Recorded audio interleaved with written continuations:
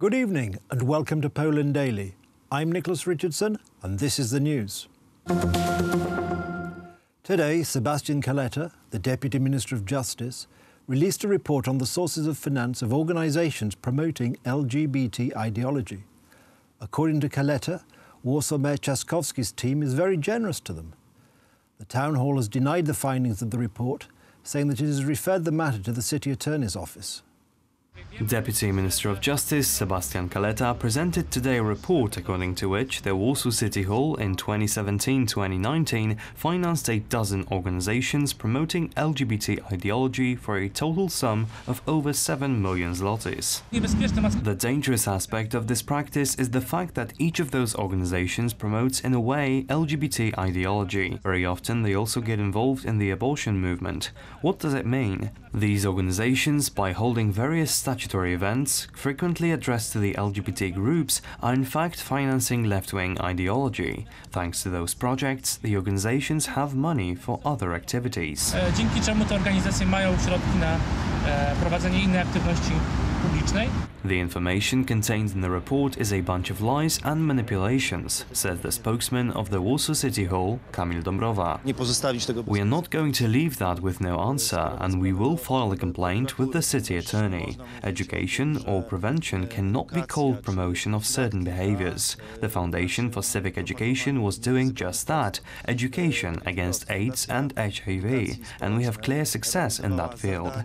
The cases of HIV are going down in the city of Warsaw, and we have hard evidence for that. According to Dobromir Sośnierz from the Confederation Party, the actions of the Warsaw authorities are against personal beliefs neutrality and should be observed by local governments. I am not surprised with the report. I would not expect anything else from the present mayor of Warsaw. We are for respecting citizens' money and not spending it on homosexuals or heterosexuals who should have a sexual orientation at home, and the public money spending should not depend on who sleeps with whom. The complete Kaleta report has 120 pages and can be accessed on his website with a link from his Facebook and Twitter profiles under SJ Kaleta. Talks under the Normandy format, created in 2014 by France, Germany, Russia and Ukraine, are continuing in Paris. The goal of the talks is to bring about an end to the armed conflict in Ukraine.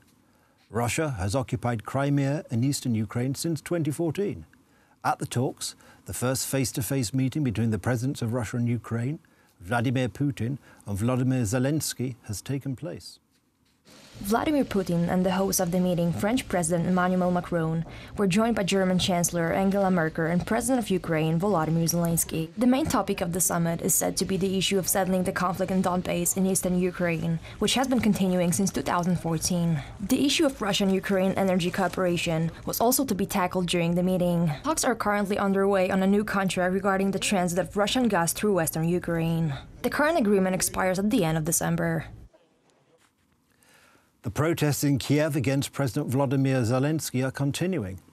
Protesters are worried that during the meeting in France, President Zelensky will make concessions to Russia's President Putin at the expense of Ukraine's independence. I'm not happy with Zelensky's actions on the international arena. I don't know why and what for he went to France. If he makes an agreement which means a capitulation, I will stay here and I will still be protesting. I support Ukraine's victory, but I don't support mottos like "We are brothers" or "We want peace." For international meetings like this, we have to go there to defend Ukraine and not sell it out. All these people came here to support the president so that he have enough strength to defend our homeland and not capitulate. Firstly, President Zelensky will meet the President of France, Emmanuel Macron, one-to-one. After the meeting, he will meet with Chancellor of Germany, Angela Merkel.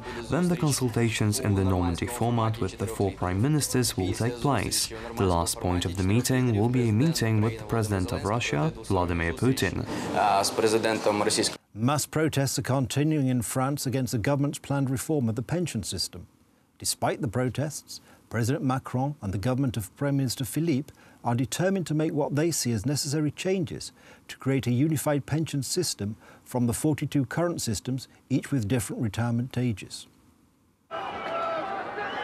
The Yellow Vests movement in France has returned with full force in the protests against pension reform. Demonstrators with many thousand participants in Paris and other cities have been continuing since Saturday, and on Sunday there were brutal clashes with police. However, the French Prime Minister Edouard Philippe announced in their interview for the Le Journal du Dimanche Weekly that the announced reform will be carried out to the end. I am determined to carry out this pension reform to the end. If we do not carry out a thorough, serious and progressive reform now, then someone else will do it in the future, but much more brutally. Railway and urban transport workers are on strike against the announced reform. Teachers, students, police, garbage collectors and lawyers have joined the strike. The chaos in public transport is widespread in France. Does the strike affect your day-to-day life? Grève impacte votre vie quotidienne? Yes. Ouais. Ça veut dire que Do you now have to get up earlier than usual? Yes, this is true. What do you think about the strike and the claims of those striking? Du principe de la grève? I'm sorry, I do not want to comment. I must call my Uber.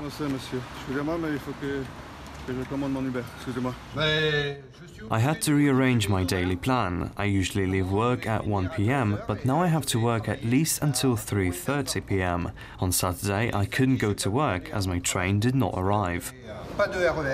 Passengers are being affected by difficulties with public transport throughout France. Most trams, buses and trains do not run. At 7 a.m. in the capital region, you could see traffic jams up to 300 kilometers long.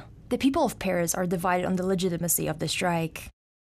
I'm not totally opposed to the strike, but I do have some difficulty understanding the claims of the strikers, and I believe that this movement is disproportionate to its outcomes, which have the potential to greatly influence those surrounding the capital region. I fully support the strikers, even if it means making changes. I'm with them and I agree with their strike. French Prime Minister Paul Eluard is to present details on the pension reform. However, the head of the General Confederation of Labour, Philippe Martinez, warned that the strike would last until the government completely withdraws from the planned changes.